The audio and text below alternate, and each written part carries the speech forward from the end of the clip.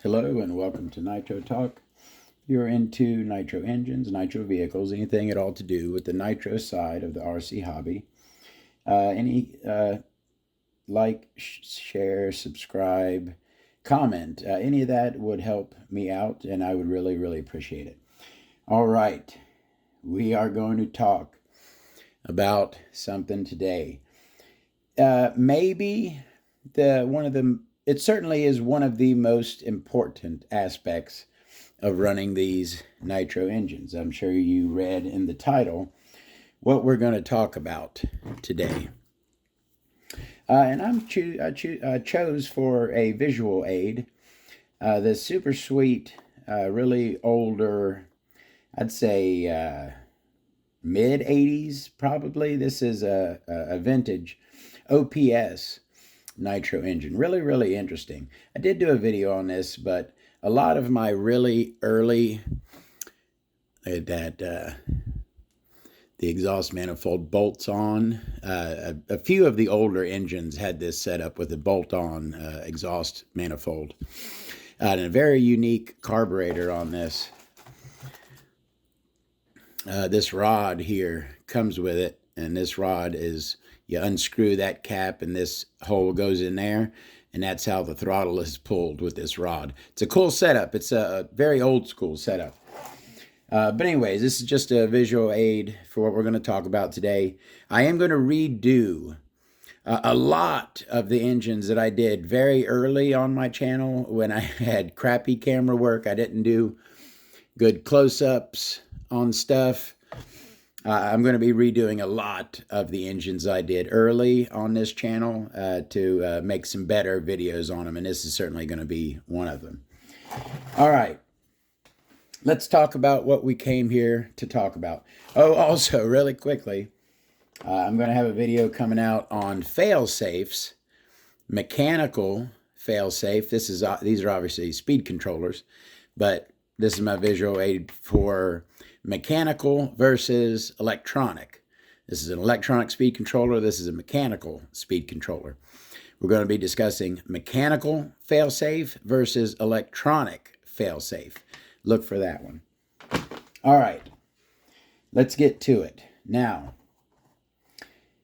some of you might be thinking, it's odd that this hasn't been addressed yet on this channel. This is a channel about nitro engines, and break-in of nitro engines is a very big aspect of running these engines. It's something that must be done with every brand new engine.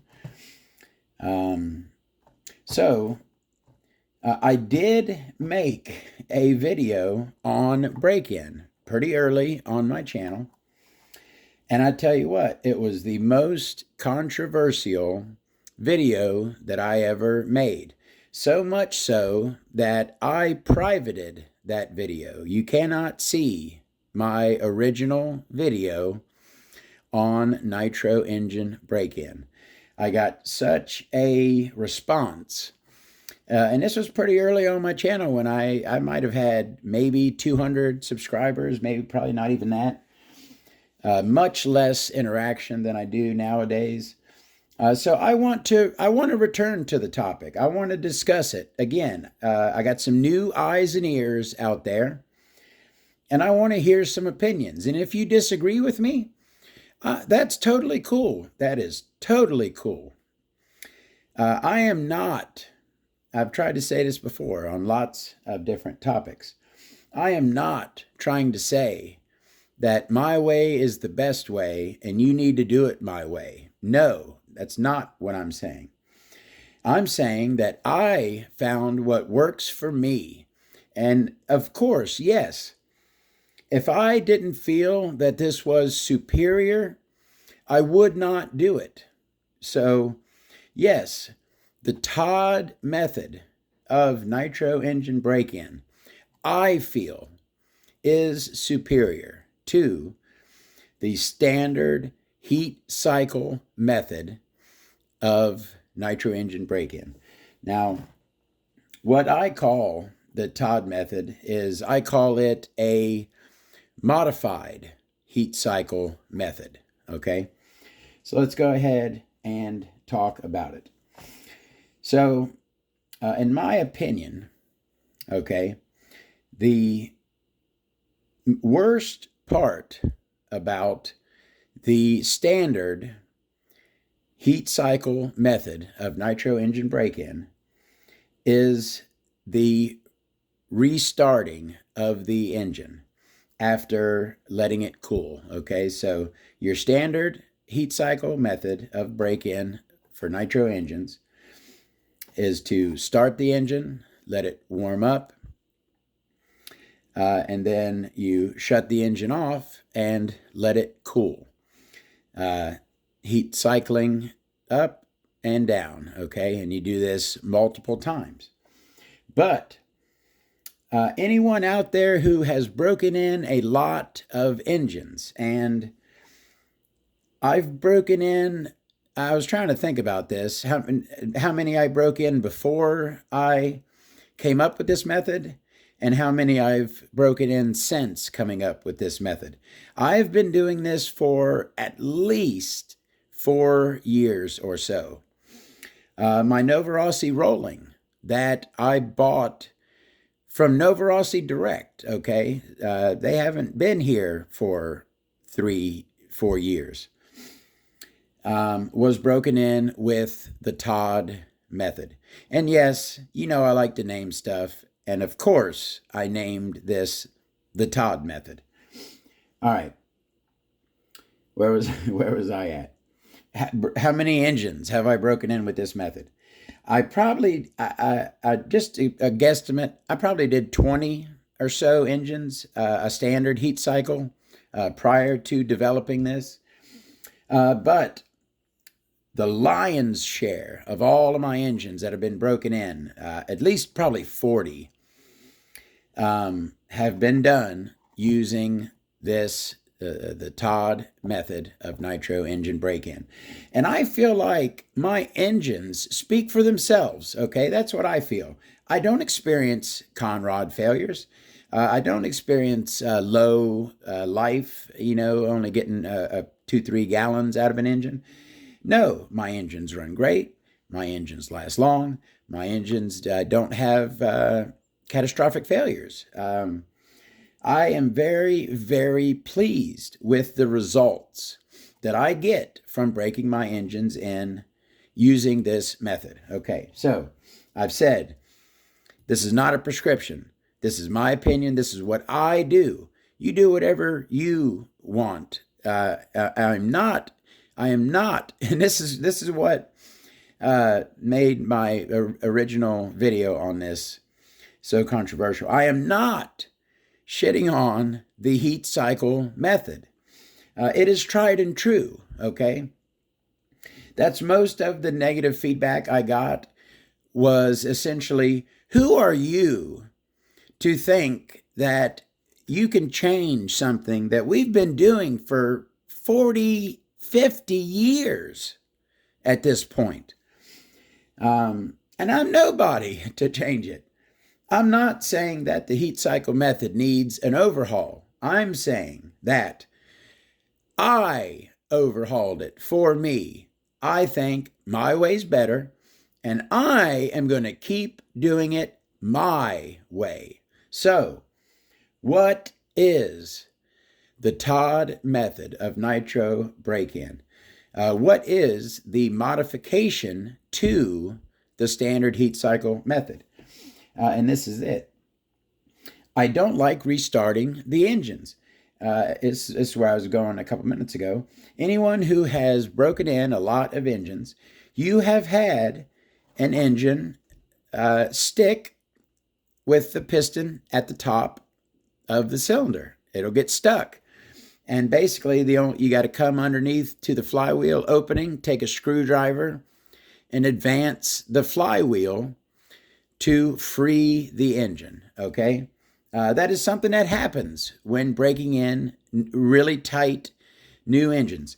And that's another thing I want to mention really quickly. And again, this is this is just my opinion, okay? Nitro engine break-in, okay? The last, and again, the heat cycle method's been around at least 40 years.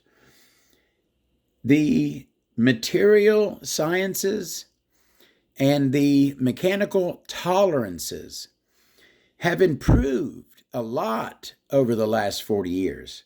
We're not running the same engines that they ran 30, 40 years ago. In my opinion, yes, break-in is important and you must do it. But break-in on our current engines, not this one, break-in on our current engines is not as important as it was when the heat cycle method was developed. Yes, it is still important, and the engine still needs to be heat cycled, in my opinion. But I think the amount of fuel you need to run through it is not as much as they did many years ago. The process shouldn't take as long as it used to. Like I said, the material sciences, the mechanical tolerances have gotten better over the last 30, 40 years. The engines are much more robust.